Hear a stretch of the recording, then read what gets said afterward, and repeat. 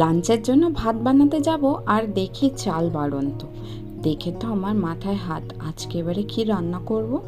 অনেকক্ষণ ভেবে নিয়ে মনে পড়লো কিছুটা বাসমতি চাল আছে, তো আর কি, এবারে ওই বাসমতি চাল দিয়েই এখন আমার বানাতে শুরু করেছি জিরা রাইস।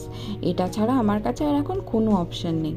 কী যে বানাবো আর কী যে খাবো, হাজব্যান্ড তো অফিসে চলে গেছে, কখন চাল আনবে কখন রান্না করব, আমার তো মাথায় হাত পড়ে গেছিলো রীতিমতো। যাই হোক, এই বাসমতি চালটা ছিল বলে বাঁচোয়া, আর ফ্রিজে একটু চিকেন ছিল, ওটা দিয়ে চিকেন ভর্তা বানিয়েছিলাম।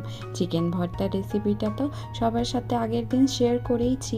আর এই যে সাথে বানিয়েছিলাম এই জিরা রাইসটা, ওপরে একটু বেরেস্তা ছড়িয়ে নিয়ে ভালো করে মিশিয়ে নিয়ে আর এই সার্ভ করে দিলাম।